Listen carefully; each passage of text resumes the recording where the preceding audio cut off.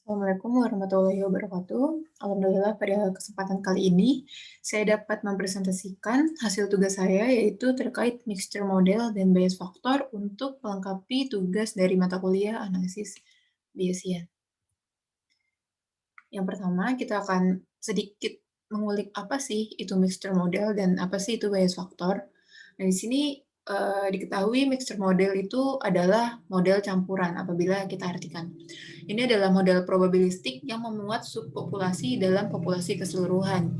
Jadi modelnya itu memiliki banyak atau beberapa populasi di dalamnya yang membentuk sebaran tertentu. Nah, di sini di dalam model campuran ini tidak diidentifikasi data di setiap subpopulasinya, namun datanya itu menjadi satu observasi. Kemudian secara umum model ini dibagi menjadi dua, yaitu ada model campuran yang finite dan infinite.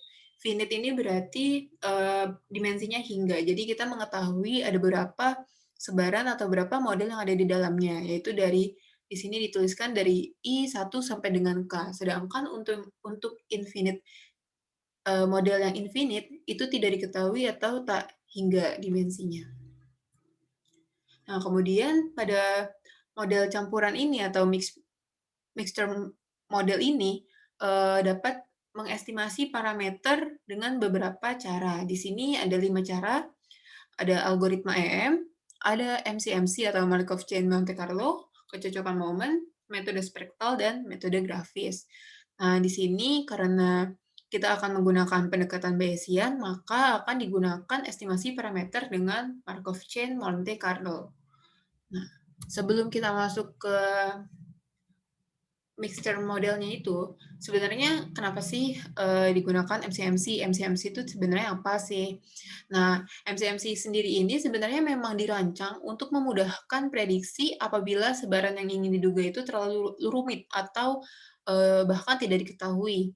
Jadi, Markov Chain Monte Carlo ini merupakan sebuah gabungan dari metode simulasi Monte Carlo dengan Markov Chain atau pembangkitan bilangan acak yang independen. Jadi di sini langkah-langkahnya itu ada 4 secara umum. Yang pertama itu akan dilakukan simulasi Monte Carlo, yaitu dengan membangkitkan bilangan acak berdasarkan sebaran tertentu. Nah, di sini apa sih maksudnya sebaran tertentu? Jadi nanti akan membangkitkan bilangan acak di sebaran yang mudah untuk diidentifikasi. Misalnya yang paling mudah adalah sebaran uniform. Setelahnya akan dilakukan Markov chain. Nah, Markov chain ini yaitu untuk membangkitkan titik-titiknya ini agar saling independen. Jadi titik kedua akan bergantung pada titik yang pertama dan seterusnya. Ini dilakukan untuk agar titik-titik yang nanti akan muncul, yang akan dibangkitkan, itu tuh mempunyai arah yang bisa dibilang tepat, tidak acak, tidak terlalu acak seperti itu. Nah, ini tuh juga dapat disebut dengan Momarellas property. Nah, kemudian yang ketiga akan dilakukan metode acceptance rejection. Jadi, untuk titik yang benar ada di dalam kurva atau di dalam sebaran yang ingin diduga itu akan di-accept atau diterima, dan yang di luar dari sebaran yang itu akan ditolak.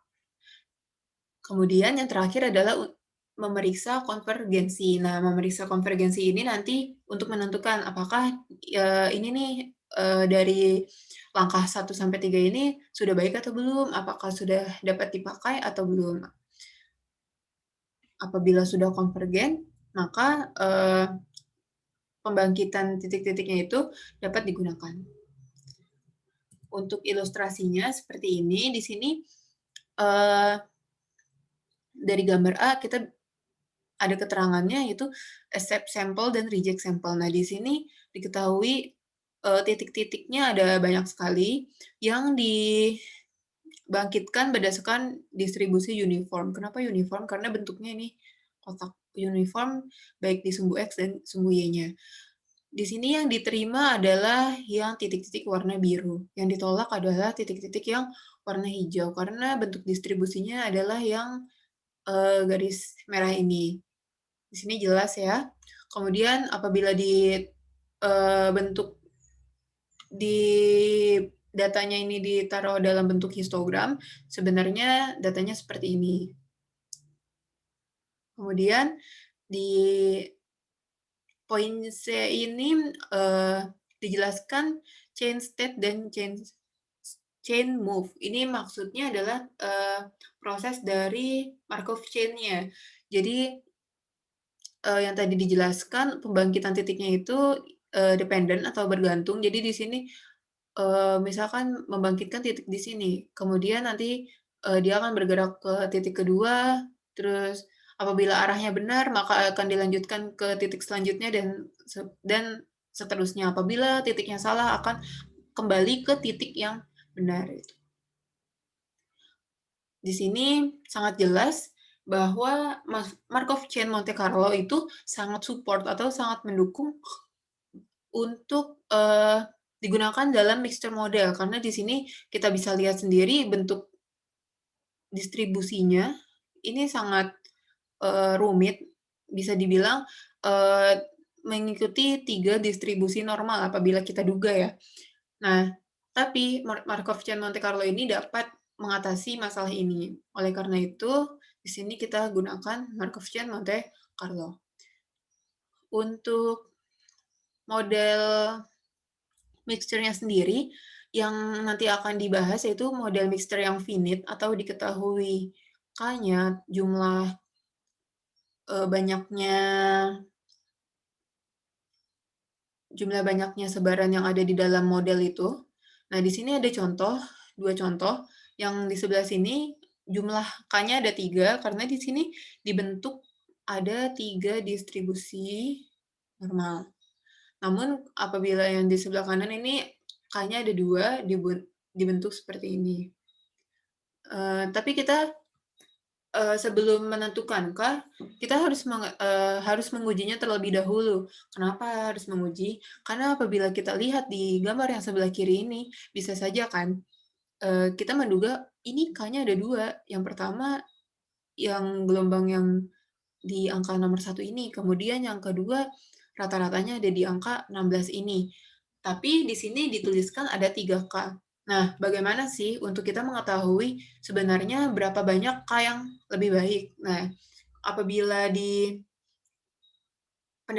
pendekatan klasik kita kan mengetahuinya dengan uji asumsi atau uji hipotesis untuk mengetahui apakah K yang baik itu 2 atau lebih dari 2 atau bagaimana. Nah, dalam bias di sini juga ada perkiraan untuk melihat model terbaik itu dengan menggunakan bias factor. Bias factor ini merupakan pengujian hipotesis yang digunakan pada pendekatan bias. Nah, seperti yang kita tahu sendiri, ini adalah bentuk dari teorema bias.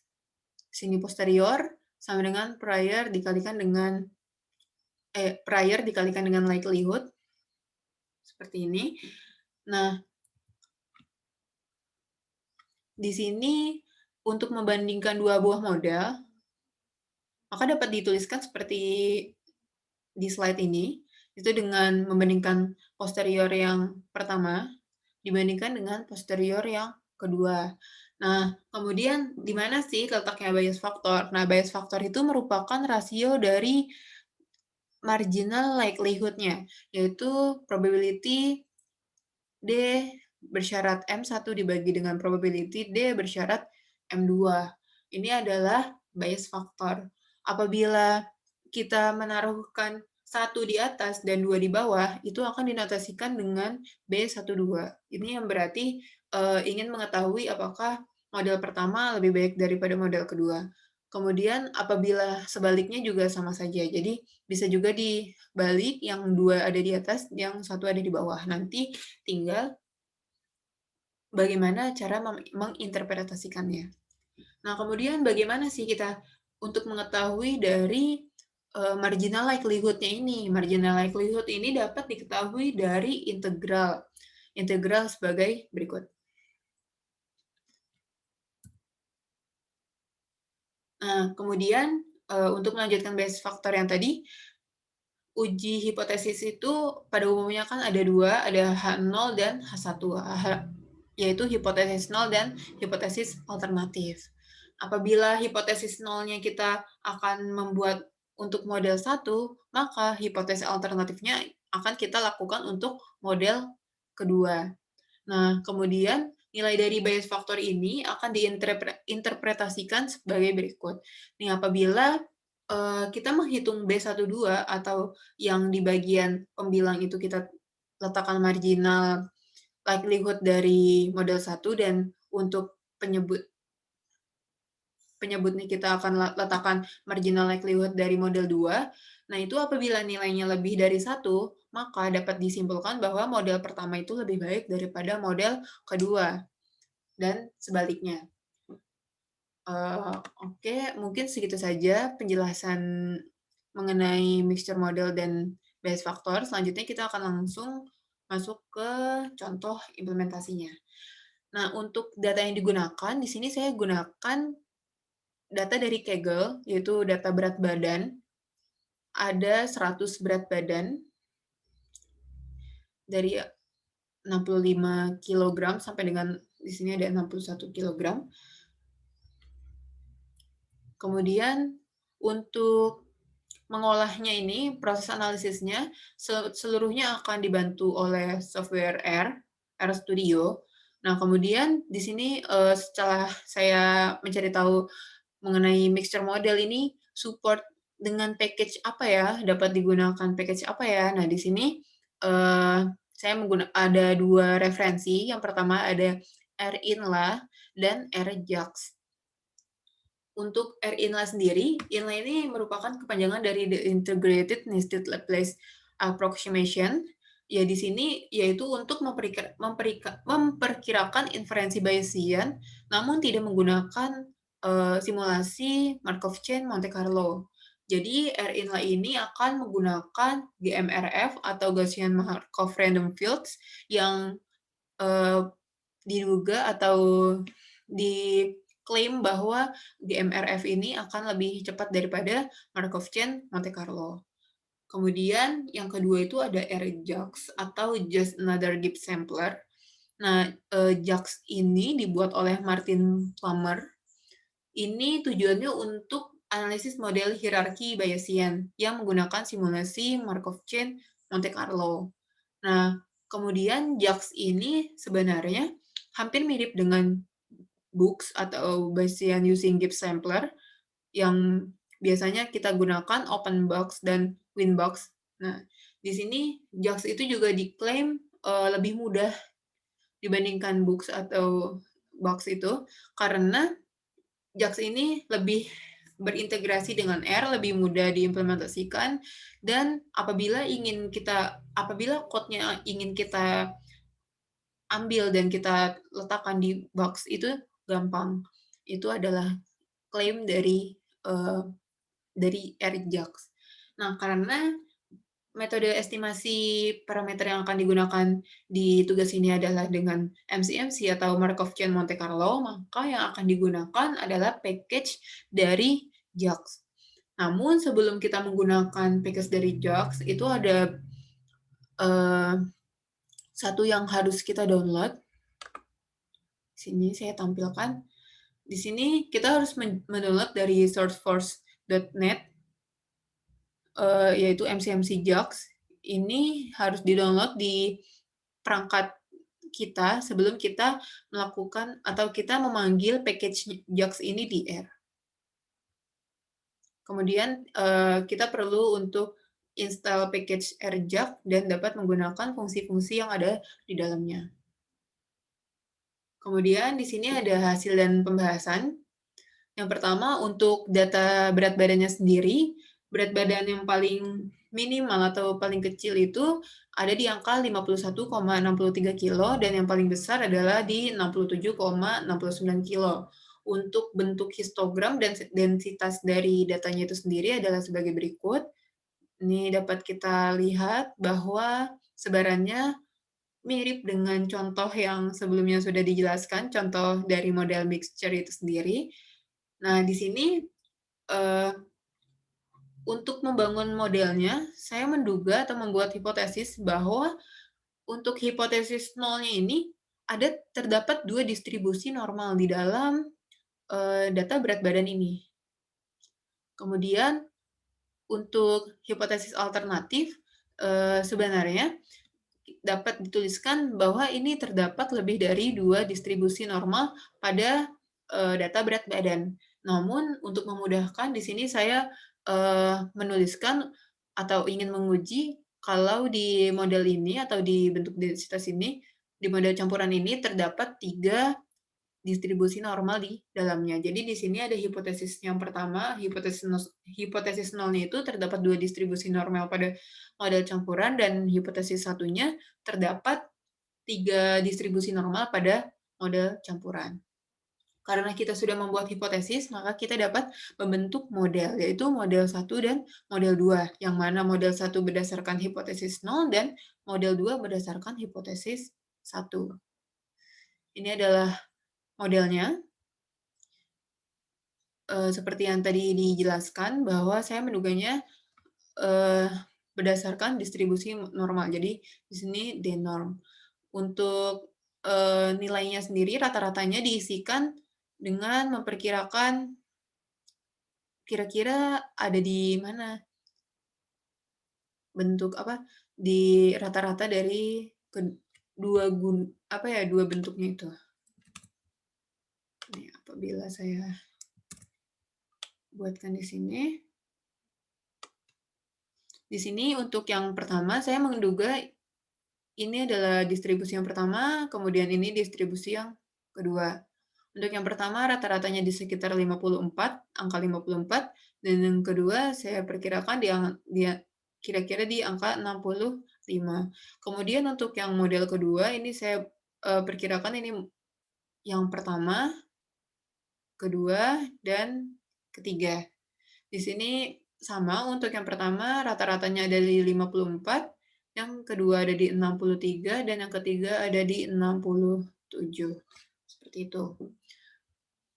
Kemudian, kita perlu untuk mendefinisikan parameternya. Ini untuk output yang akan dikeluarkan. Di sini ada mu, sigma, dan omega. Kemudian untuk model JAX-nya sendiri itu dengan fungsi JAX.model, ini output-nya akan dikeluarkan summary dan plot trace. Kita akan lanjut ke bias factor. Untuk bias faktornya ini juga sudah include dari JAX-nya, dari model JAX-nya itu sendiri. Kemudian bias faktor dari RJAX itu ada beberapa pilihan. Ada 4 pilihan. Jadi untuk estimasi nilai bias faktornya itu ada pilihannya, yaitu dengan metode Savage Decay Density Ratio, Naive Monte Carlo Sampling, Transdimensional MCMC, dan Supermodel. Namun di sini saya menggunakan Transdimensional MCMC karena JAX-nya sendiri, model JAX yang dibuat itu kan untuk MCMC. Untuk lebih jelasnya, saya akan menjelaskan di software R.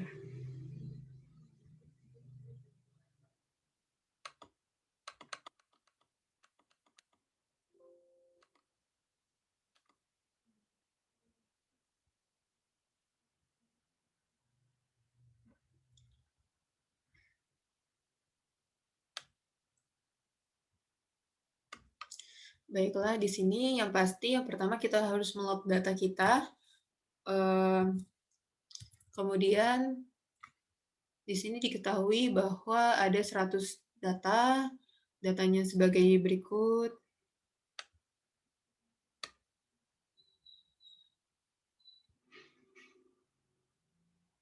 Nah, kemudian untuk package-nya ini yang perlu di load atau dimasukkan itu ada yang pertama Coda, RJAX, ini ada R2JAX, Tidyverse, GGMCMC, dan Spline. Nah, kemudian untuk modelnya sendiri, seperti yang sudah dijelaskan tadi, berdasarkan distribusi normal. Kemudian di sini untuk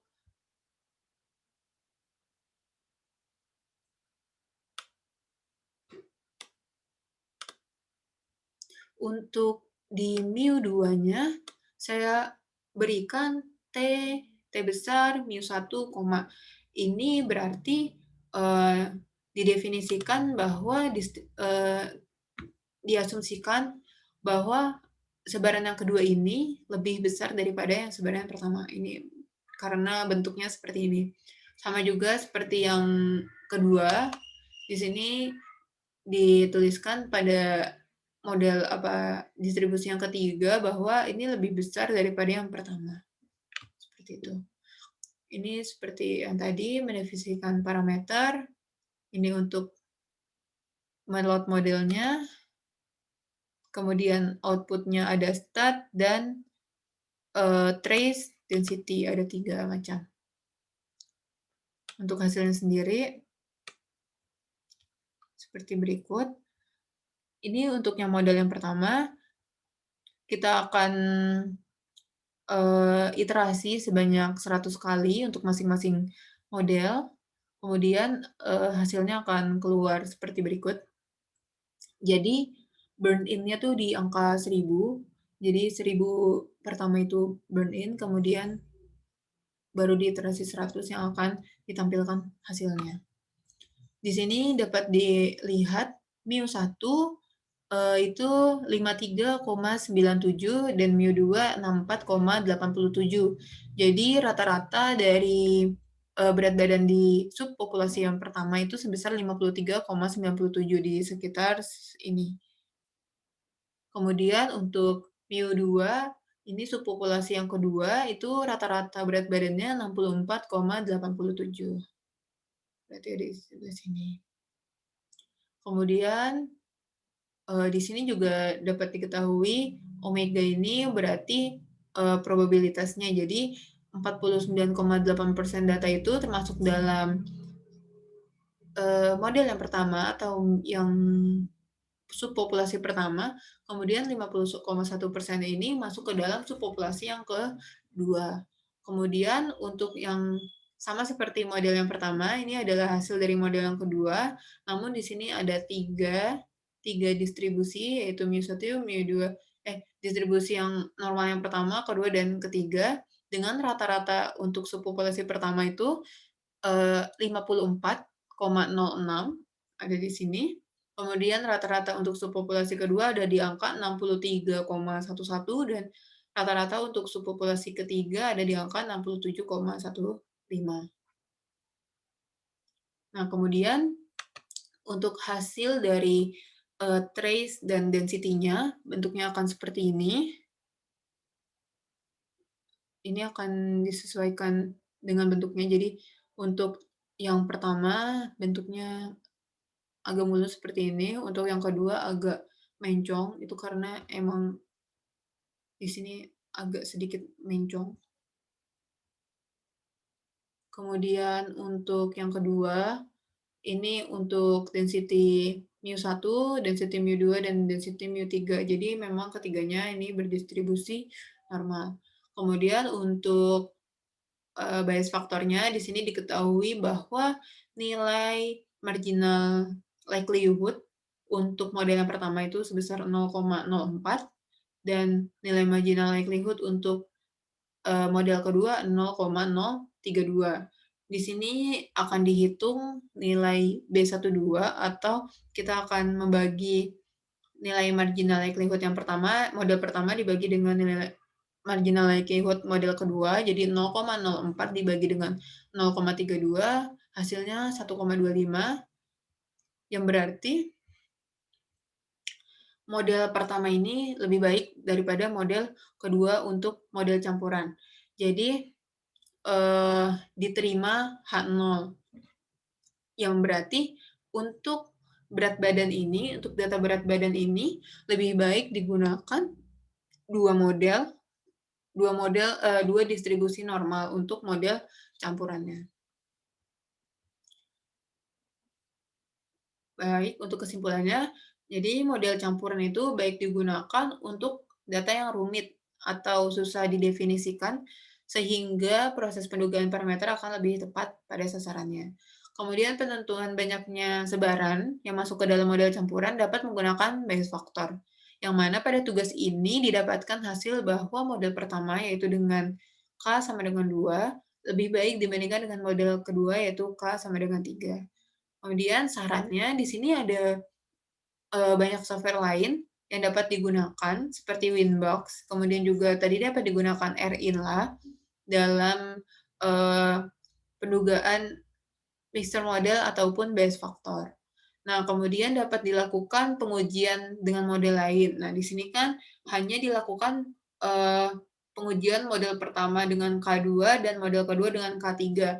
Bisa saja ternyata itu akan lebih baik dengan K sama dengan 4 atau sebagainya. Jadi dapat dibentuk model-model lain yang, sekiranya dapat lebih support kepada, eee, model campurannya atau mixture modelnya itu.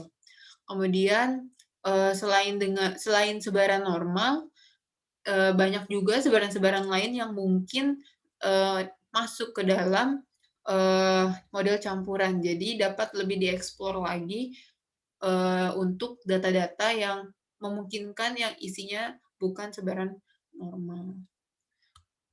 Sekian presentasi dari saya, kurang lebihnya mohon maaf. Wabillahi taufiq wal hidayah. Wassalamualaikum warahmatullahi wabarakatuh.